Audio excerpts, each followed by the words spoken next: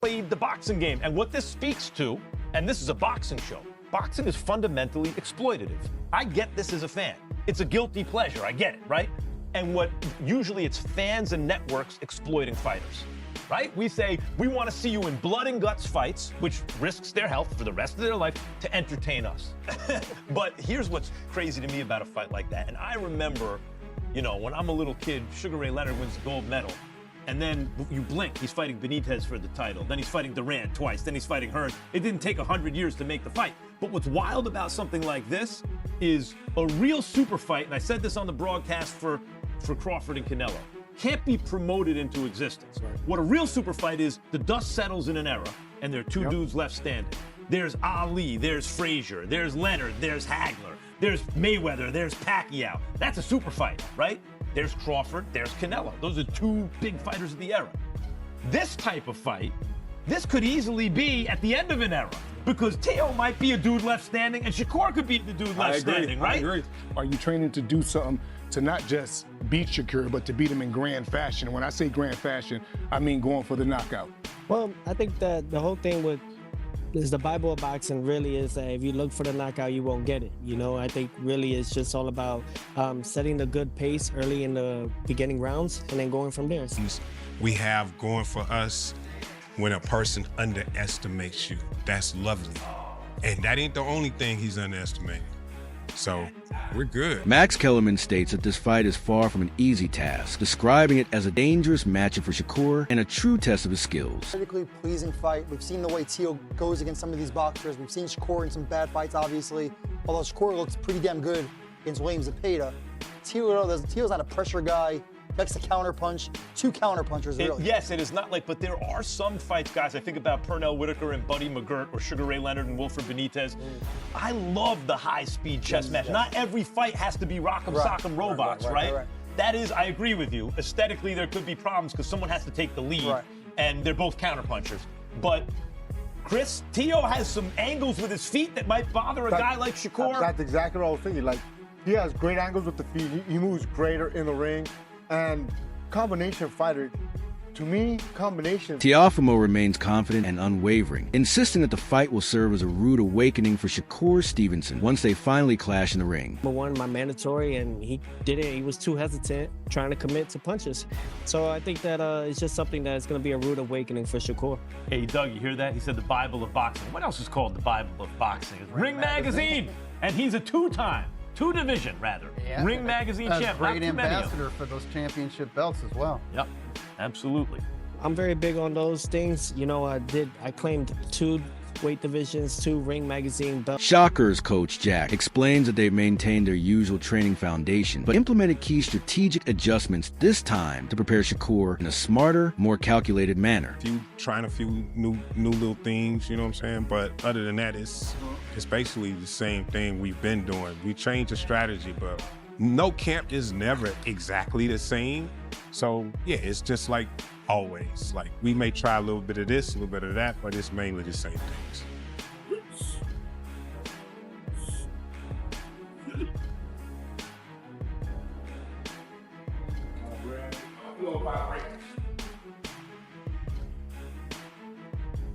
One of the best things we have going for us when a person underestimates you. That's lovely. And that ain't the only thing he's underestimating. So we're good.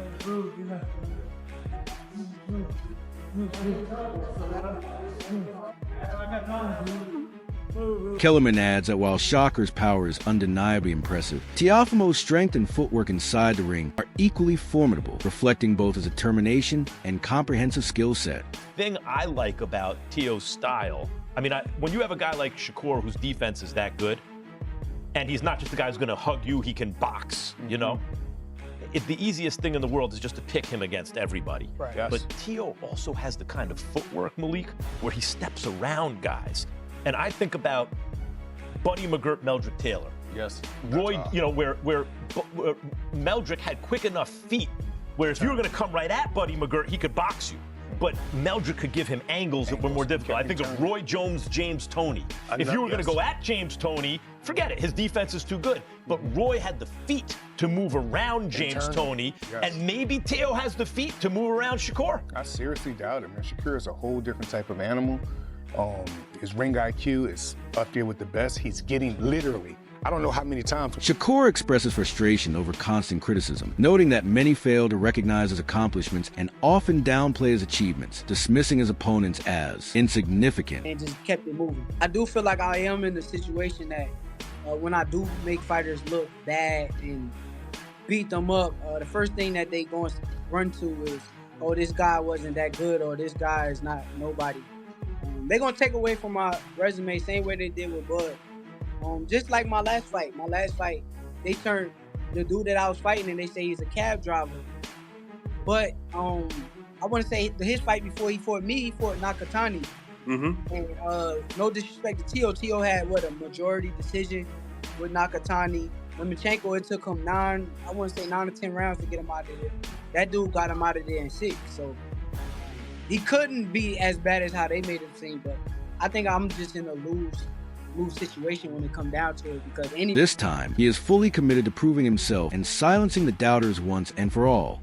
They gonna act like I didn't fight nobody. Even with Edwin. Edwin is a great fighter. But after I beat him, they're gonna sit there and say that he wasn't. Meanwhile, Ryan Garcia shared his thoughts on the highly anticipated fight between Shakur Stevenson and Teofimo Lopez. While he leans toward Shakur as a likely victor, he emphasizes that Teofimo should not be underestimated. Garcia highlights Stevenson's skills, speed, and defensive mastery, which provide him with a distinct advantage, making him a formidable challenge for anyone in the lightweight division. However, he acknowledges that Lopez's power, determination, and adaptability make the outcome far from predictable. Garcia stresses that boxing at this level often comes down to fine margins, timing, and key moments of opportunity. Even a favorite must remain vigilant, as one well-timed combination or strategic adjustment can completely change the course of a fight. For Garcia, this matchup represents a captivating clash of styles. Stevenson's technical brilliance versus Lopez's offensive versatility. While he favors Shakur, he stresses that Teofimo possesses the tools to pull off a surprising victory. I would put my money on Shakur, but I won't be surprised if Teofimo surprises us all, for sure. Yeah. I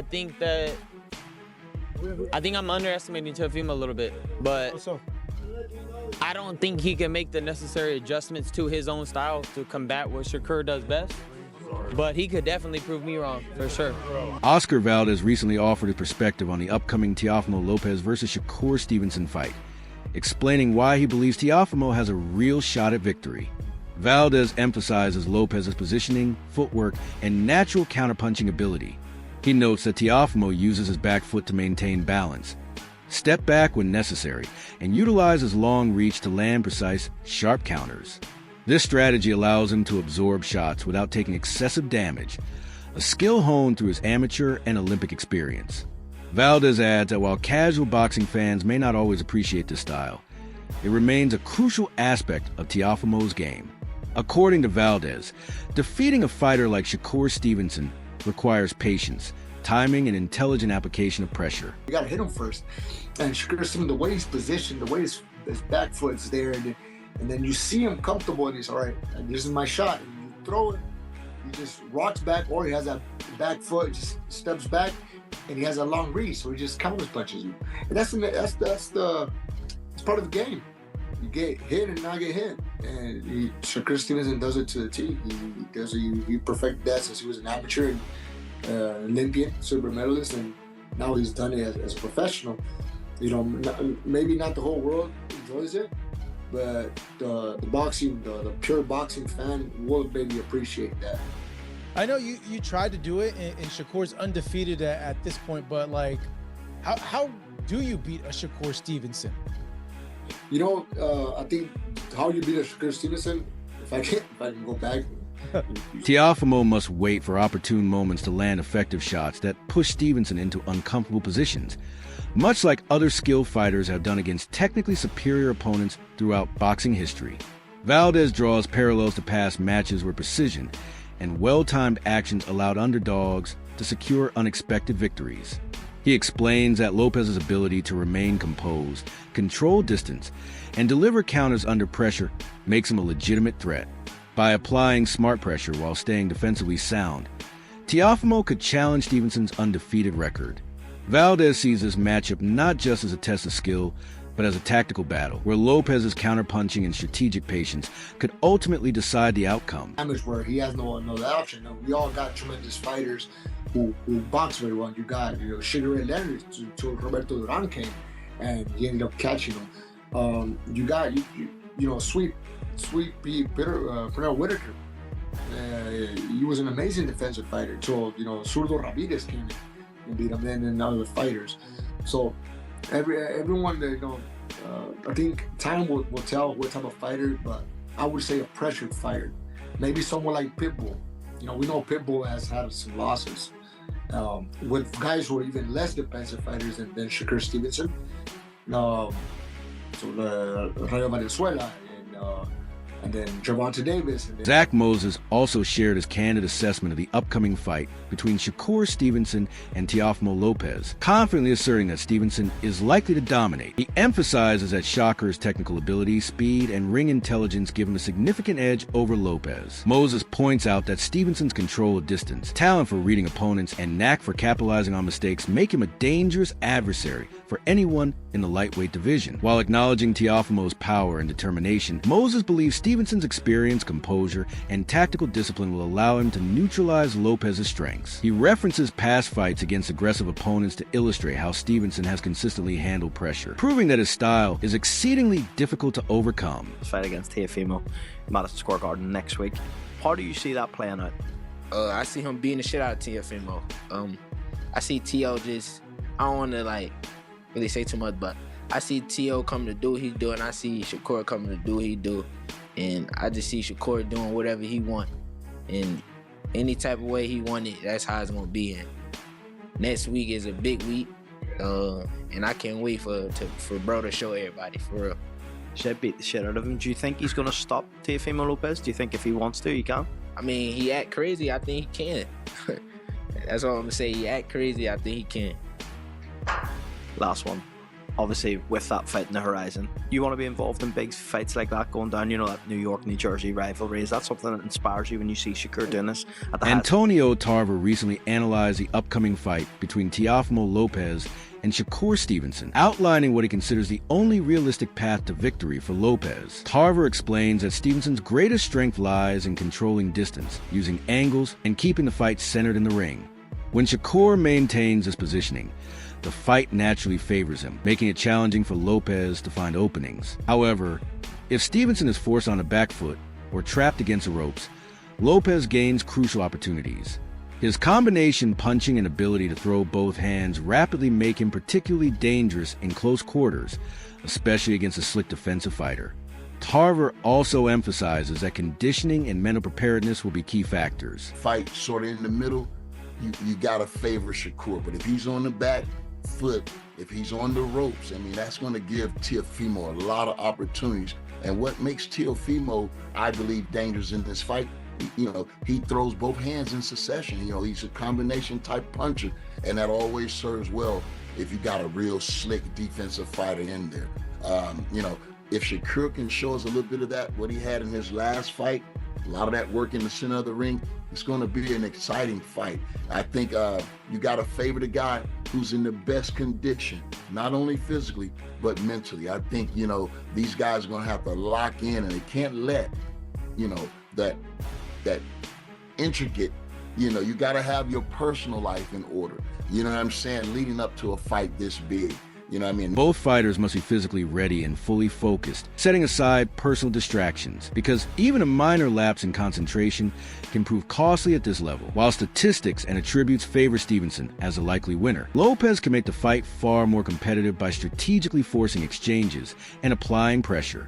By making Stevenson wary of counterpunches, Lopez can disrupt his rhythm, create openings, and potentially shift momentum in his favor. Lopez's stamina and relentless conditioning also give him an advantage if the fight extends into the later rounds. Tarver highlights that Teofimo has historically risen to the occasion when counted out, citing performances against elite opponents like Lomachenko and Josh Taylor. If Lopez can combine his power, precision, and resilience, he has a genuine chance to challenge Stevenson's dominance, making this fight a compelling clash of skill, strategy, and willpower. Shakur Stevenson winning the decision. But you know, if Lopez can make this fight, you know, a lot tougher than expected, you know, and he's gonna have to exchange with Shakur. You know, he's a fast fighter. We don't know who's the quickest or fastest here. You have to give the speed edge to Shakur. But if Lopez can punch with this fast guy, make him a little bit cautious and a little bit leery of what's coming back, that serves him well. But Teofimo is one of the best conditioned fighters out there. If this fight goes late, you can expect him to be pushing forward round 9, 10, and 11 if it goes late. Yeah, you know, a big question is always like what Teo is going to show up. And like when everyone's counted out Teo, it's actually been the times where he's like upset people, like against Lomachenko, against Josh Taylor.